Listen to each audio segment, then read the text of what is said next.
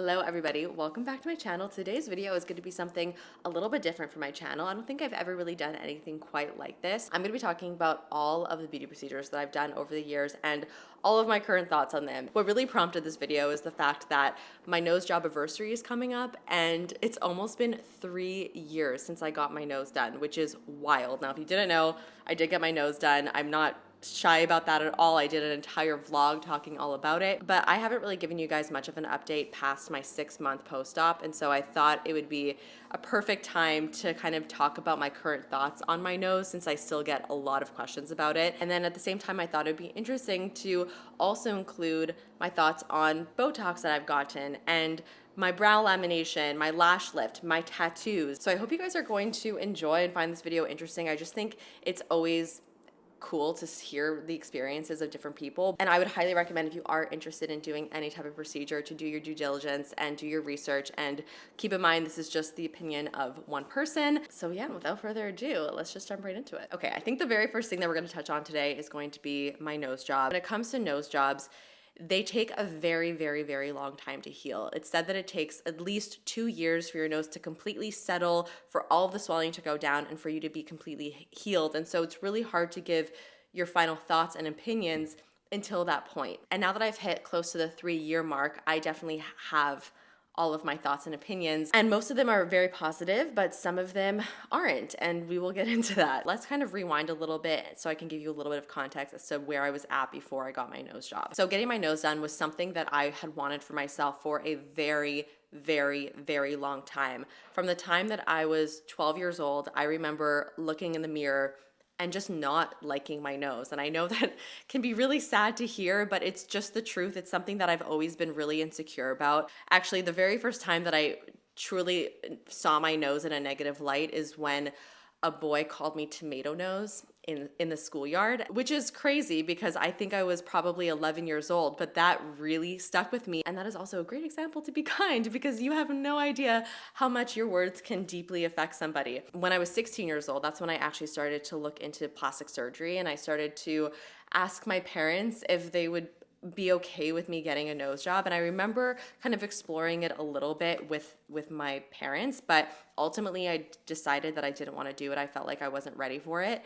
Then again, when I was 18 and 19, I went through the whole process again of kind of looking into the surgery. I went for a couple consultations. My consultations were just so bad. Like, the doctors were so rude and cold that it completely turned me off from the surgery. And I also decided I just wasn't mentally ready for it at all. So at 26, I finally felt mentally ready to move forward with the procedure.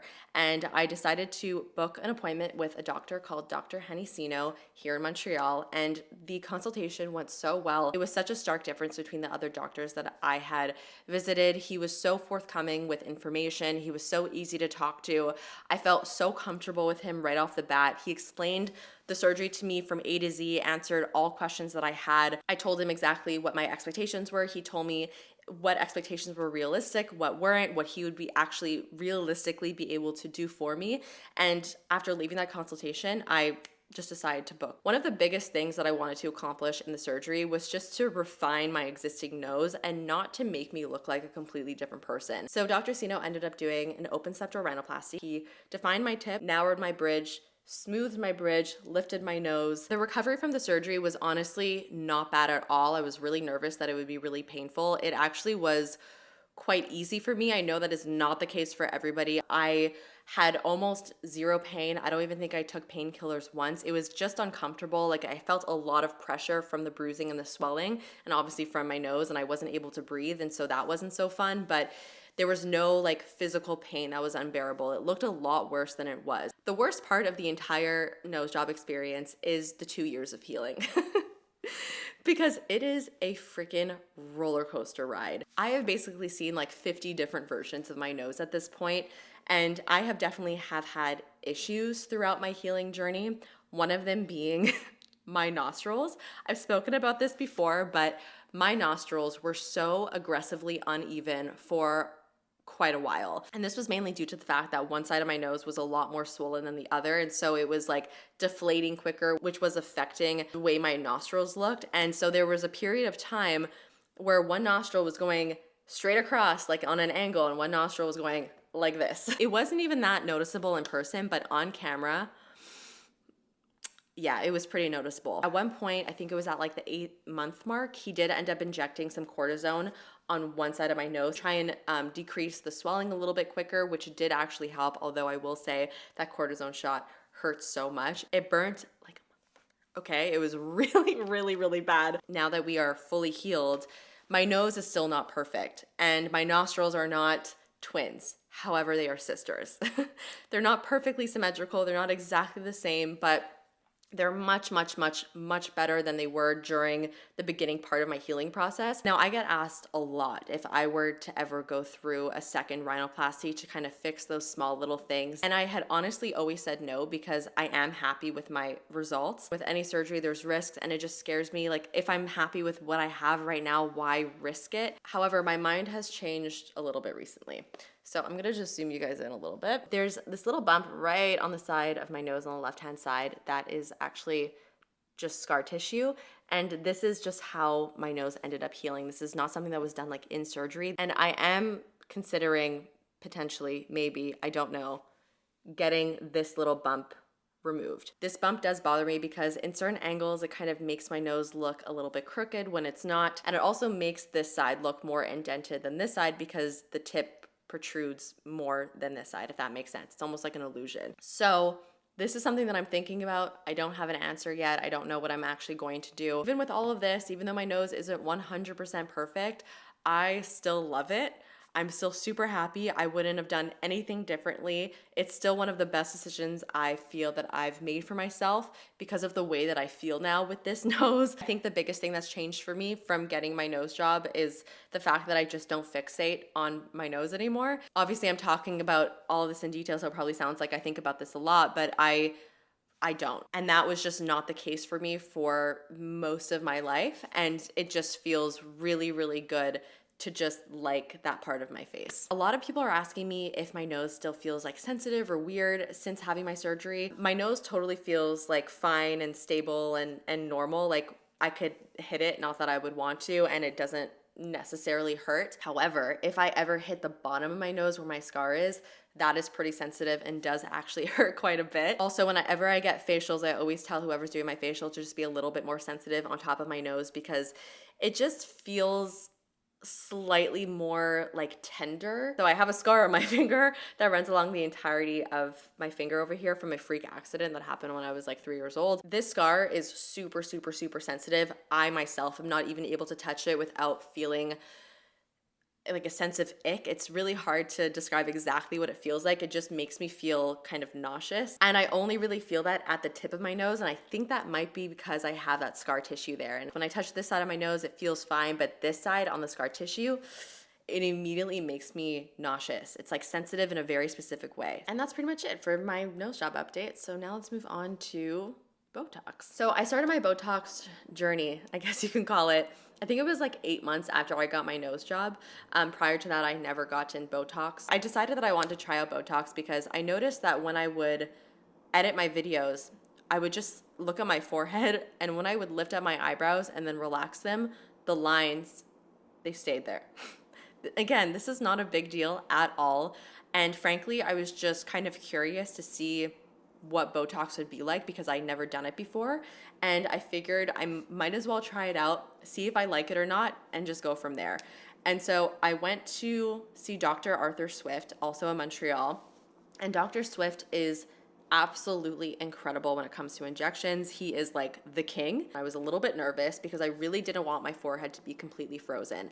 The last thing that I wanted was to be unable to express my emotions through my forehead because I'm a Gemini and very expressive, especially because I work on camera. And I was also asking him to give me a little bit of a brow lift just to kind of see what that would look like. So I said, give me the babiest of the babiest of the babiest of Botoxes.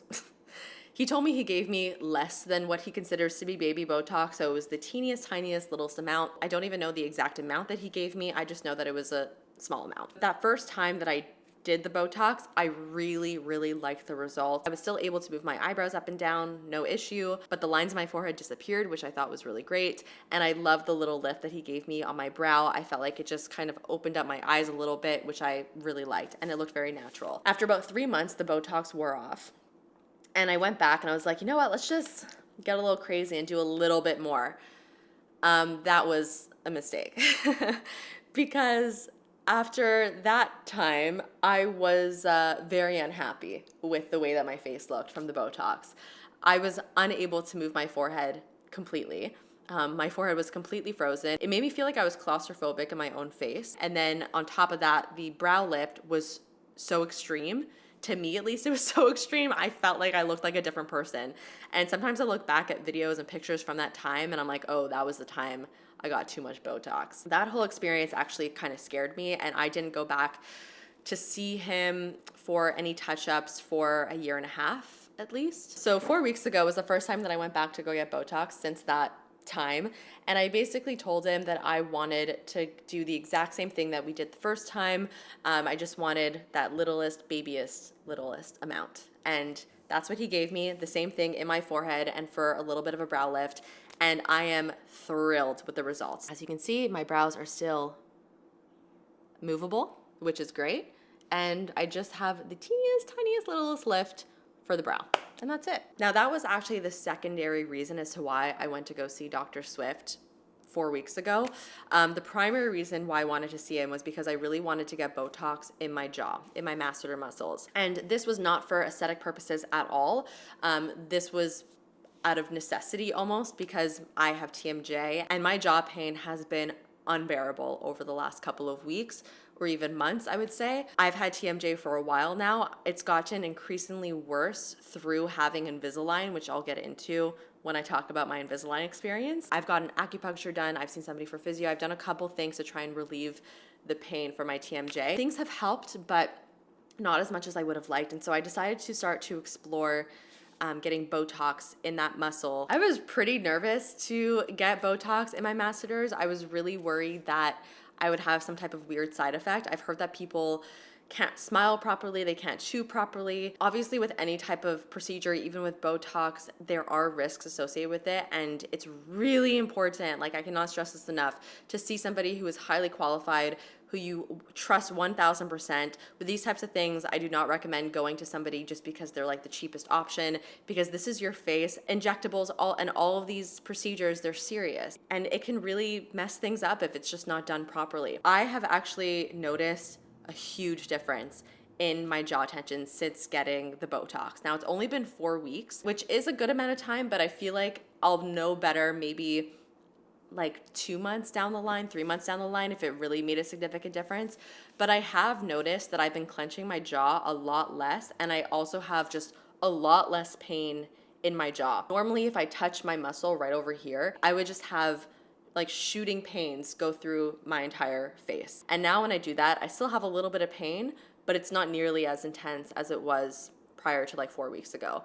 So as of right now, I do feel like it is making a difference, which is really exciting. I'm really excited to see like how it continues to progress and if my pain does continue to subside. Now, a side effect to getting Botox in the masseter muscle is that it can slim out your face because the muscle is relaxed. You're not going to be working it as much, and so the muscle gets smaller, which can make the face look smaller and slimmer. Like I said, it's only been 4 weeks, and I don't think I've noticed a difference yet. I think something like that really only starts to happen months down the line, and even at that, like that is not my goal at all. If it happens, fine, cool, we'll see how that looks, but really I'm just mainly focused on just getting rid of my jaw pain. My Botox experience has been a bit of an up and down experience. Right now I feel like I'm at a sweet spot, really happy with everything that's going on my face right now, and that's my experience in that. Okay, now let's talk Invisalign. I went through an Invisalign treatment for the last year and a bit. I actually just finished my treatment, which is very exciting. Again, let's rewind a little bit, a little backstory. I had braces when I was 13 years old, and from having braces, my teeth were very straight. I've actually always really liked my teeth. I never thought that I would ever explore getting Invisalign. However, after getting my braces taken off when I was 13, they gave me a removable retainer for my top teeth, but a permanent wire on my bottom teeth, which is essentially a wire that they glue in the back of your teeth so that all your teeth don't move. What I was not told was that you need to check up on that wire every once in a while, because if the wire shifts or moves or goes out of place, like if you bite into an apple and it moves the wire, it will move all of your teeth along with it. And that's basically what happened to me, which is super, super, super frustrating. I started to notice that when I would bite down, I was only able to bite down on one side, and my teeth on one side like weren't fully touching. And I looked in the mirror and I noticed that my bottom teeth, which used to be straight, were going on an angle like this. I was kind of confused when I saw that because I didn't understand how that happened, because like I said, I had this wire and I thought that my wire was supposed to keep things in place. And so I decided to make an appointment with an orthodontist, and I saw TGO Ortho, Dr. Warbit, who is absolutely amazing. The entire clinic there are fantastic. If you are looking for an orthodontist, or if you want to explore Invisalign and you're in Montreal, highly, highly, highly, highly recommend. And he recommended that I remove the wire immediately, which we ended up doing. I was less concerned about the way that my teeth looked aesthetically, because even though my teeth were kind of going on an angle, it didn't really bother me. What bothered me was the fact that I couldn't bite down on one side of my teeth. And I asked him if he thought that that problem could get worse over time. He basically said that it does have the potential to get worse and that he would recommend fixing it if I am able to. And to fix that, I had two options: braces or Invisalign. He told me that the treatment would be about a year long, and I just signed up for the journey. I really enjoyed my entire Invisalign journey.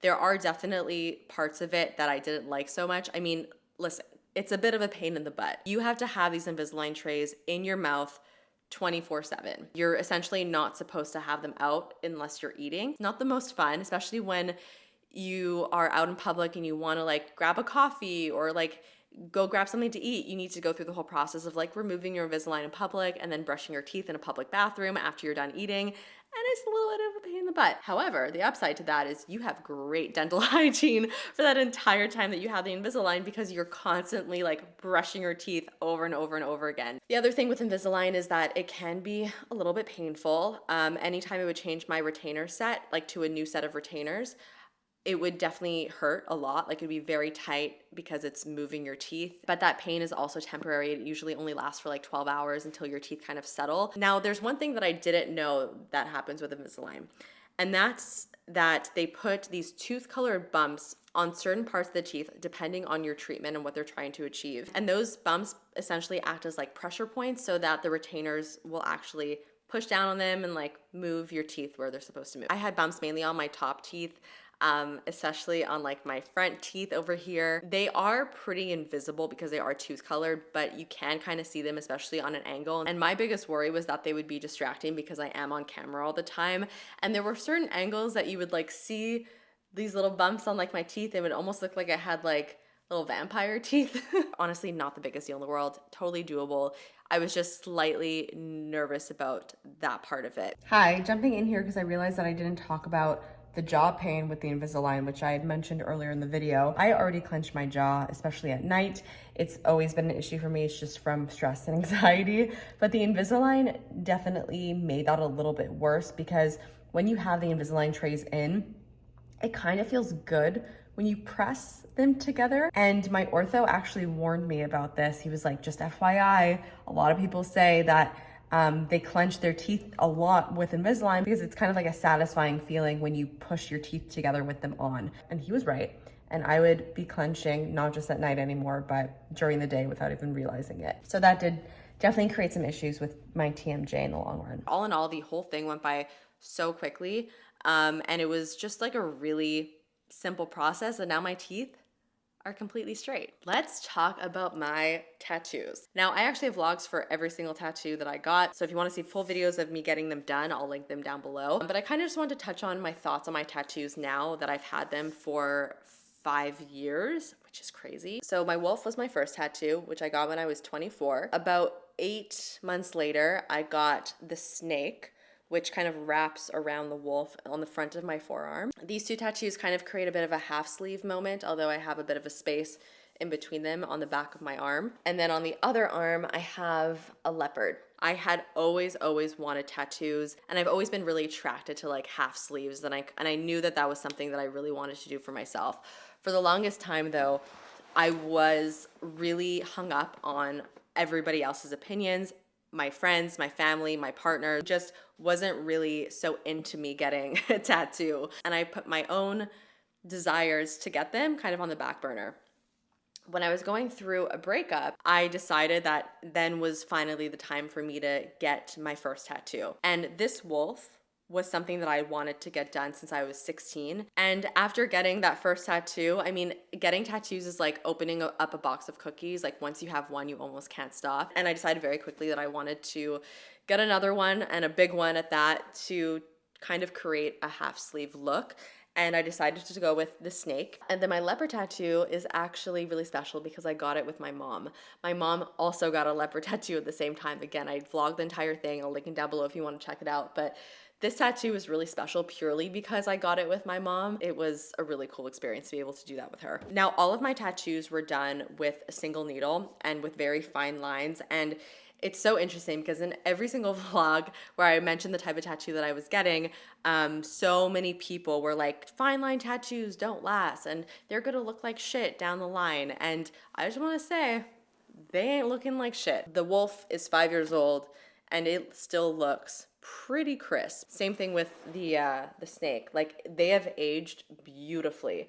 Obviously, with any tattoo, they are going to age and they are going to kind of spread as they get older. That's just the nature of having a tattoo, and I'm fine with that. And something that I would highly recommend doing if you do have tattoos is to put SPF on them. That's the best way to preserve the way your tattoos look, because the sun is obviously quite damaging to them. Overall, I don't have any regrets with my tattoos at all. I couldn't imagine my body without them. The one tattoo that I'm not as in love with as I guess I would have hoped to have been is the leopard. I love this arm so much and I wouldn't change a thing about it. And I don't love this as much as I love these guys. So it's not that I don't like it, and it's not even that I regret it.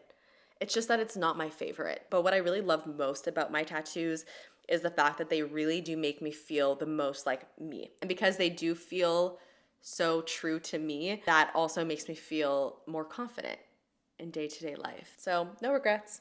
That's all I gotta say about them. Now let's get into some beauty treatments and let's talk about the brow lamination that I just got. So last week I decided, honestly super randomly and off the cuff, that I wanted to try out a brow lamination and a lash lift because those are two treatments that I never tried before. I was kind of curious about how they would make me look and how I would like them. And honestly, I wanted to try them out so that I could report back to you guys to let you know how they were. So let's first talk about the lash lift. I was really excited about the lash lift because I really wanted to feel like my eyes looked more open and awake when I wasn't wearing any makeup. Now, the process of getting the lash lift was actually way more invasive than I would have imagined. I don't know what I expected, but it wasn't what I experienced. So she basically had me close my eyes and she glued a mold to my eyelid. Then she took my lashes, molded them onto the mold, and then put the solution onto the lashes that were on the mold. It felt like I was lying there for like 30 minutes, and I don't think it was that long. I think it was maybe 10 minutes, but it felt so long, and it was very, very, very uncomfortable. As for the results, I didn't really get exactly what I wanted. However, I'm still happy with the results. And I don't really find that the lash lift makes much of a difference when I don't have mascara on. I find my lashes kind of look as they did before the lash lift. Like, you see the teeniest, tiniest, littlest bit of a lift, but it's really nothing super significant. However, when I put mascara on with this lash lift, it's really, really great because my lashes are definitely way more like prominent and curled, very similar to how they look when I use a lash curler, but it actually lasts. I quickly put mascara on this morning. I honestly didn't do like the best job in the world, but I didn't use a lash curler and I find my lashes look really nice and curled and lifted. Don't mind this. I don't know why my lashes are clumping weirdly over there. Would this be something that I would do again? I'm unsure. I don't think I would try this particular treatment again. There is another treatment from another salon that I would really like to try. Their treatment has keratin in it, which is actually supposed to be good for your lashes. So I would be curious to kind of learn a little bit more about that, try that one out. Maybe at the end of the summer, we'll see. But as of right now, I'm like a 6 on 10 fan of lash lifts. I do feel that it's pretty expensive. It's $100 and it's not something that lasts super long. It's like a 6 to 8 week thing. So I just don't know how worth it is. Now let's talk about the brow lamination. The process of the brow lamination was very straightforward. The brow lamination solution was brushed through my brows. They were covered with some saran wrap, waited a little bit, took that off, brushed them off, and my brows were then laminated. When I was shown the results of the lamination, I was a little bit shocked. I was like, whoa, they are really standing straight up, aren't they? She assured me not to worry too much about them like being straight up. You kind of just need to let them sit like this for the first 24 hours. And after you wash your face, you can style them however you want, and they're just going to stay however you style them. So that was fine. Then she asked me if I wanted to get my brows tinted because it was included with the lamination. I was like, yeah, no problem. I've gotten my brows tinted many times, but for whatever reason, I forgot that I'm a redhead. And tinting your brows when you're a redhead can get a little bit tricky because it needs to be the right tone, the right level. Otherwise, if your brows don't match your hair, like it throws everything off. And the tint that she used was just way too dark and too cool toned. So this was how I looked when I left the salon. Warning, jump scare. Yes, I know. Okay, terrifying. I absolutely hated what I was seeing for obvious reasons. Number one, my brows were completely uneven. Like one was significantly smaller than the other and I couldn't understand why. So I ended up cleaning up my brows and just kind of wiping off as much of the tint as possible without trying to like deactivate the brow lamination because you're not supposed to get them wet. And I did the best that I could. And at that point I was like, okay, maybe things will be all right. Right off the bat, the tint was a bad idea. I shouldn't have gotten my brows tinted, and I'm not gonna let that cloud my final opinion on the brow lamination, so we're just gonna put that aside, okay? That's just a fun part of the story. I was actually trying to figure out why I got this done in the first place. My boyfriend actually asked me, he's like, what's the point of a brow lamination? And I was like, you know, it's just supposed to kind of keep your brows in place. But why? But I can just use brow gel. The more that I thought about it, the more that I realized how unnecessary this treatment was for me, because I really don't mind just putting in some brow gel through my brows and just leaving it at that, because I can get pretty much the exact same effect as I got with the brow lamination just with brow gel. What I do like about the brow lamination is that as soon as I brush my brow hairs in place, they are staying there for the rest of the day. And that's definitely really nice. What I don't like about the brow lamination is the feeling.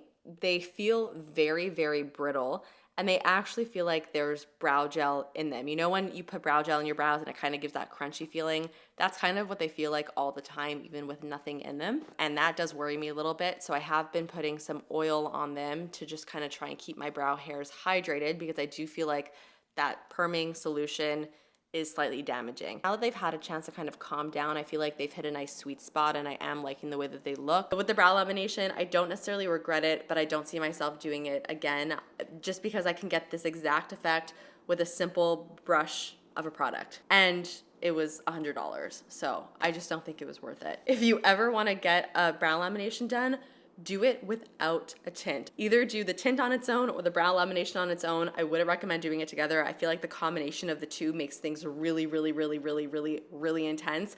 And so many people messaged me and told me that they experienced the exact same thing. So I wanted to pass on that wisdom to you guys. All right, guys, that is it. Those are all of my thoughts on all the beauty procedures that I've done. I really hope that you guys enjoyed this video and found it interesting and perhaps helpful. And if you have any other questions about anything that I spoke about today, feel free to leave them in the comments down below, and I'll see you in the next one.